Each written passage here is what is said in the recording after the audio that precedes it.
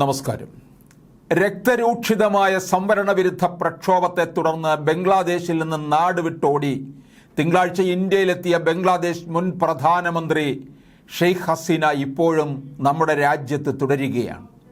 Hasina Indian സേനയുടെ കേന്ദ്രത്തിലാണെന്നാണ് റിപ്പോർട്ടുകൾ. കർശന സുരക്ഷയാണ് ഒരുക്കിയിരിക്കുന്നത്. അധികാരമില്ലാത്ത വെറും ഒരു സാധാരണക്കാരിയായിട്ടാണ് ഇന്ത്യയിലേക്ക് ഹസീന എത്തിയതെങ്കിലും അവർ വന്ന വിമാനത്തിന് റാഫേൽ വിമാനങ്ങൾ സുരക്ഷ ഒരുക്കിയിരുന്നു. ഇന്ത്യയുമായി ഷെയ്ഖ് ഹസീനയ്ക്കുള്ള ദീർഘനാളത്തെ നല്ല ബന്ധമായിരുന്നു ഇതിന് കാരണം. പ്രധാനമന്ത്രി നരേന്ദ്രമോദിയുമായും ഷെയ്ഖ് ഹസീനയ്ക്ക് നല്ല ബന്ധമാണ്. മോദി പ്രധാനമന്ത്രിയായി മൂന്നാമതും സത്യപ്രതിജ്ഞ ചെയ്തപ്പോൾ അതിന് സാക്ഷ്യം വഹിക്കാൻ എത്തിയ രാഷ്ട്ര നേതാക്കളിൽ ഒരാൾ ഹസീനയായിരുന്നു. ഇത്രയും നല്ല ബന്ധമുണ്ടായിരുന്നിട്ടും ഷെയ്ഖ് ഹസീന ഇന്ത്യയിൽ നിൽക്കാതെ എന്തിനാണ് ബ്രിട്ടനിൽ രാഷ്ട്രീയ അഭയം തേടാൻ ശ്രമിക്കുന്നത്? സഹോദരി ഷെയ്ഖ് റഹനയും ഹസീനയ്ക്കൊപ്പം ഇന്ത്യയിലുണ്ട്. ഉരുക്കു വനിത എന്ന ലേബലിൽ ഹസീന ഭരണം നടത്തുമ്പോഴും പിന്നണിയിൽ പ്രവർത്തിച്ചത് ഷെയ്ഖ് റഹാനെയാണെന്നാണ് റിപ്പോർട്ടുകൾ. പല കാര്യങ്ങളിലും ഹസീനയ്ക്ക് ബുദ്ധി ഉപദേശിച്ചിരുന്നത് റഹാനെ ആയിരുന്നു അത്രേ. എന്നാൽ ഒരിക്കലും അവർ അരങ്ങത്തേക്ക് വരാൻ താല്പര്യപ്പെട്ടിരുന്നില്ല. എളിമയോടെ ജീവിക്കാനാണ് അവർ എപ്പോഴും ആഗ്രഹിച്ചിരുന്നത്. ആഡംബരങ്ങളോടും അലർജിയായിരുന്നു.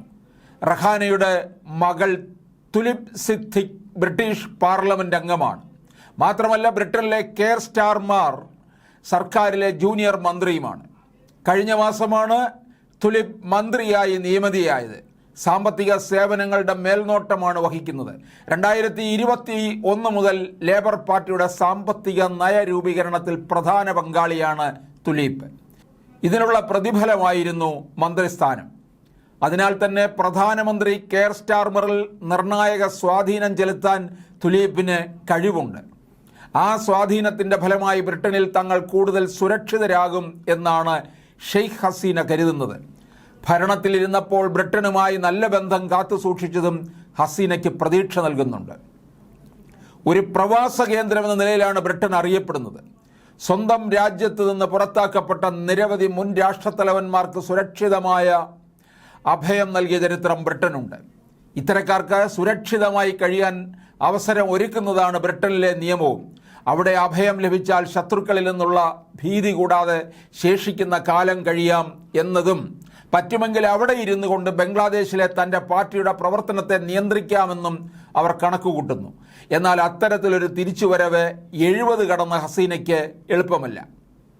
ഷെയ്ഖ് ഹസീനയുടെ മകൻ നജീബ് വാസേദിന് ഭാര്യ ക്രിസ്റ്റീനാൻ ഓവർമറെ അമേരിക്കക്കാരിയാണ്. വിർജീനിയയിലാണ് ഇവർ താമസിക്കുന്നത്. മകനും മരുമകളും ഉണ്ടെങ്കിലും അമേരിക്കയെ അഭയകേന്ദ്രമായി ഹസീന തിരഞ്ഞെടുക്കാത്തതിന് കാരണം അധികാരത്തിലിരുന്നപ്പോൾ ബൈഡൻ ഭരണകൂടവുമായി ഉണ്ടായ പ്രശ്നങ്ങളാണ്. തൻ്റെ സർക്കാരിനെ അസ്ഥിരപ്പെടുത്താൻ ബൈഡൻ സർക്കാർ ശ്രമിക്കുന്നു എന്ന് ഹസീന ആരോപിച്ചിരുന്നു. സർക്കാരിനെതിരായ പ്രതിഷേധങ്ങൾ അടിച്ചമർത്തുന്നത് കടുത്ത മനുഷ്യാവകാശ ലംഘനമാണെന്ന് അമേരിക്ക വിമർശിച്ചിരുന്നു. ഇതാണ് ഹസീനയെ അല്പം ചൊടിപ്പിച്ചത്. ഭൂമിശാസ്ത്രപരമായ അടുപ്പവും ചരിത്രപരമായ ബന്ധവും ബംഗ്ലാദേശിന് ഇന്ത്യയുമായി ഉണ്ട്. ആ രാജ്യത്തിൻ്റെ പിറവിക്ക് കാരണക്കാരും ഇന്ത്യയായിരുന്നു. അങ്ങനെയുള്ള ഇന്ത്യയെ പിന്നെ എന്തുകൊണ്ടാണ് ഹസീന അഭയസ്ഥാനമായി തെരഞ്ഞെടുത്തില്ല എന്നതിന് ഒറ്റ ഉത്തരമേ ഉള്ളൂ, അത് ഭീതിയാണ്. ബംഗ്ലാദേശിൽ പ്രതിപക്ഷ ഉൾപ്പെടെയുള്ള പലരുടെയും നോട്ടപ്പുള്ളിയാണ് ഷെയ്ഖ് ഹസീന. എതിരാളികളെ ഇല്ലാതാക്കാൻ ഹസീന ഒരു മടിയും കാണിച്ചിരുന്നില്ല. ഇതിന് തിരിച്ചടി ഉണ്ടാകുമെന്ന് അവർക്ക് നന്നായി അറിയാം. പ്രത്യേകിച്ചും അധികാരം ഇല്ലാതിരിക്കെ. ബംഗ്ലാദേശ് ഇന്ത്യയുടെ അയൽ രാജ്യമായതിനാൽ തൻ്റെ ജീവന് അപകടമുണ്ടാകാനുള്ള സാധ്യത ഏറെ ഉണ്ടെന്നാണ് ഹസീന ഭയക്കുന്നത്. രാഷ്ട്രീയ അഭയം നൽകാൻ ഇന്ത്യയും മടിക്കുകയാണ്. ഹസീനയ്ക്ക് ഇന്ത്യ നൽകുന്ന ഏതൊരു പിന്തുണയും ബംഗ്ലാദേശിലെ ആരോപണവും കേൾക്കേണ്ടി വരും. അടുത്ത സുഹൃത്തുക്കളാണെങ്കിൽ ഹസീനയ്ക്ക് പുതിയ സർക്കാരിൻ്റെ അപ്രിയത്തിന് ഇടയാക്കിയേക്കാം. ഒരു രാജ്യത്തെ തകർക്കാനും അഴിമതിക്ക് കൂട്ടുനിൽക്കുകയും ചെയ്ത ഒരാൾക്ക് പിന്തുണ നൽകുന്നു, ഒരു പക്ഷത്തിനൊപ്പം മാത്രം നിൽക്കുന്നു എന്നുള്ള ദുഷ്പേരും കേൾക്കേണ്ടി വരും.